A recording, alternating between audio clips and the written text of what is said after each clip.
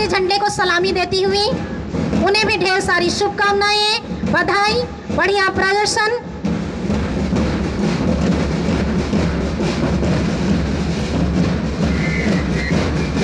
आज के छात्र छात्राएं भविष्य के नागरिक हैं। आपसे हम उम्मीद करते हैं, आशा करते हैं कि भविष्य के लिए आप अच्छा कीजिए।